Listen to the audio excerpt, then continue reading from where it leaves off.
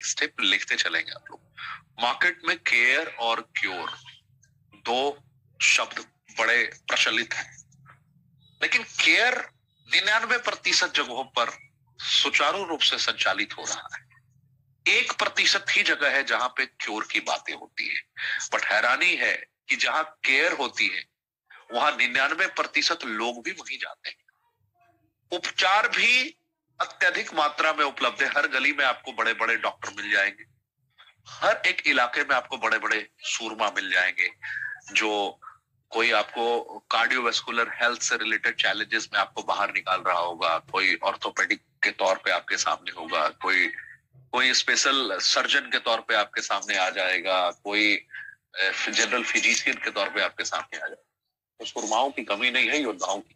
99% लोग केयर पे ध्यान दे रहे हैं, और जो जनता है उसे भी उन्हीं लोगों पे पूर्णतः यकीन है, क्योंकि क्योर वाली जो इंडस्ट्री है जहां से क्योर हो सकता है, यानी कि जिन वजहों से बीमारियां हो रही है उन वजहों को अगर नष्टो नाबूद कर दिया जाए, पूर्णतः समाप्त कर दिया जाए, तो ये चैलेंजेस रहेंगे नहीं। जिन विटामिन मिनरल एंजाइम फाइबर की डिफिशियंसी से ये चैलेंजेस आए, अगर उन्हीं सामग्रियों की अगर पूर्ति हमारे शरीर में कर दी जाए तो वो चुनौतियां आएंगी नहीं।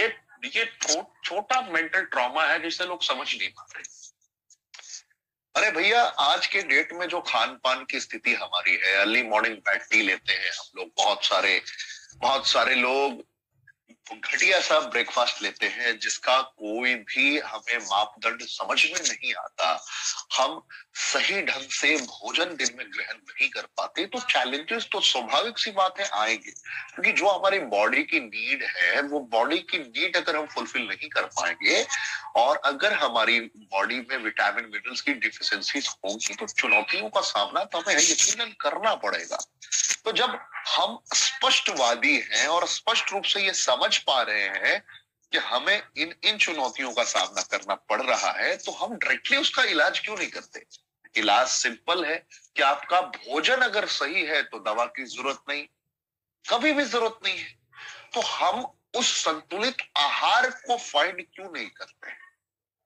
ये जो आप रेनेटस नोवा देख रहे हैं ना, कि न्यूट्रास्यूटिकल जो लिखा हुआ है ना, ये एक वही आहार है जिसकी कमी से आप गंभीर अवस्था में पहुंचे, और ये आहार की पूर्ति कराकर आपको गंभीर अवस्था से बाहर निकालता है।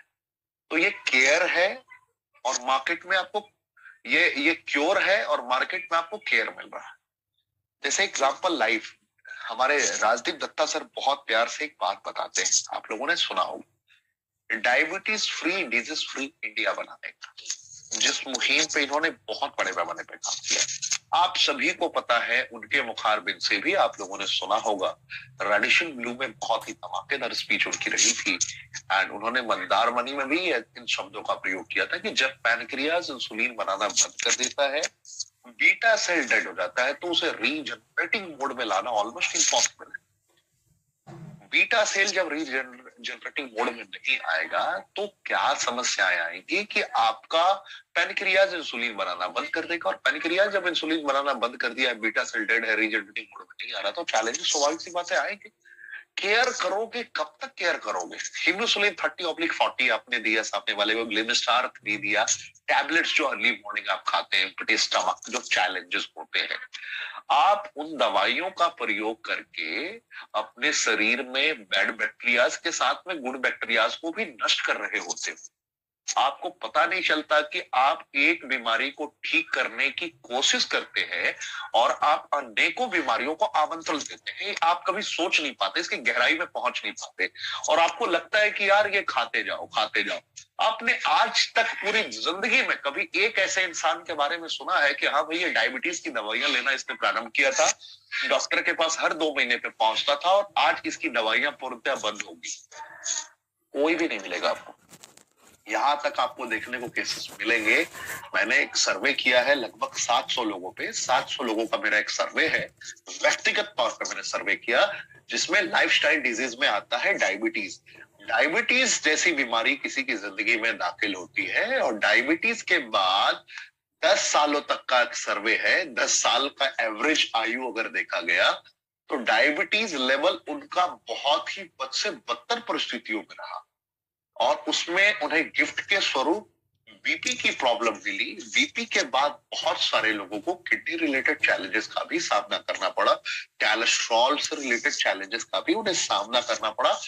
बैड कोलेस्ट्रॉल सुना होगा आपने, बहुत सारी चुनौतियां रही, ऐसी चुनौतियां रही जो प्राण घातक बीमारियों को आमंत्रण देने वाली रही, जिससे कार्डियोवैस्कुलर हेल्थ में चैलेंजेस आए, चलने पर दम फूलना इत्यादि इत्यादि जैसी घटनाएं उनके जिंदगी में होने लगी। तो ये चुनौतियां बहुत प्रबल और बहुत प्रचंड रही। तो यहाँ एक बात बहुत स्पष्ट रूप से हम लोगों को समझ में आई एंड महसूस हमने किया कि जब हमारा बॉडी करोड़ों अरबों सेल से बना है, सेल के बाद टिश्यू, टिश्यू के बाद ऑर्गन, अगर हमारे शरीर को एक एक सेल को रिवॉश, रीहील और रीजनरेटिंग मोड में प्रॉपर वे में कनेक्ट कर दिया जाए तो उसके नजारे अलग हो सकते हैं। हम बाइक खरीदते हैं, हर 6 महीने पे, हर 3 महीने पे उसकी सर्विसिंग कराते हैं। कार खरीदते हैं, हर 3 महीने पे, 6 महीने पे उसकी सर्विसिंग कराते हैं। लेकिन हम ये डेली कुछ ना कुछ खुराक इसके अंदर डालते हैं इतने बड़े मशीन में, और हमने कभी भी इसकी परवाह नहीं की, क्योंकि ये मशीन कभी ठहरता ही नहीं है। और जिस दिन ये ठहरता है उस दिन दुनिया से इंसान उड़ जाता है। यकीनन आपने ये सुना होगा, हृदय गति किसी का थमते हुए देखा आपने? सुना जरूर होगा, देखा नहीं होगा, क्योंकि आपका ये दिल हमेशा धड़कता रहता है, धड़कन चलती रहती है ना, ये सांस आपके रुकने वाली नहीं है। ये एक ऐसा मशीन है ना जिसको पल भर के लिए भी थाम लिया ना तो दुनिया छोड़ना पड़ेगा। You don't have choice. और इतनी अत्याधुनिक मशीन जिसका जो मैन्युफैक्चरर है ना आपको दुनिया में प्राकृतिक चीजें बनाकर भेज चुका है, लेकिन जरूरी क्या है अप्राकृतिक तत्वों को ग्रहण करने की। Momos, chow mein, blah blah blah, pizza, etcetera etcetera, multiple things, chicken leg piece, पता नहीं क्या क्या खाते हैं लोग, और समझ ही नहीं पाते कि भैया प्राकृतिक तत्वों का प्रयोग करने के लिए परमात्मा ने हमें इस सरजमी पे भेजा है, और हम प्राकृतिक तत्वों का प्रयोग करके, अनैतिक कार्यों को करके हम अपने इस अत्याधुनिक मशीन को पूरी तरीके से बर्बाद कर रहे हैं। और गौरतलब है कि परमात्मा ने हमें इतना भी वक्त नहीं दिया कि इस मशीन को कुछ घंटे के लिए रोक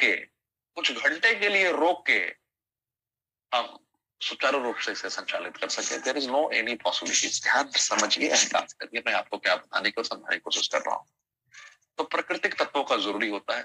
तो जब करोड़ों अरबों सेल से हमारा शरीर बना है, तो जो हमारे ये fruit berry cherry and leaf की कॉम्पोजिशन है, जो हमारे माननीय राजदीप दत्ता जी के नेतृत्व में जो आपके समक्ष प्रस्तुत हुआ है, इसकी जो प्रॉपर्टीज है, जब इसकी क्वालिटी को आप समझेंगे, जब आप सिगरू को देखेंगे, जब आप मैंगोस्टीन को देखेंगे, जब इसके एंटीऑक्सीडेंट प्रॉपर्टीज को देखेंगे, इसकी गुणात्मक नीति को जब समझने की कोशिश करेंगे, इन डेप्थ स्टडी करेंगे, तो आपको पता चलेगा ये टोटल 12 इंग्रेडिएंट्स की एबिलिटी इतनी ज्यादा है कि एक एक सेल को रिवॉश, एक एक सेल को रीहील और एक एक सेल को रीजनरेट करके आपको पुनः जिंदगी प्रदान करने का कार्य करता है।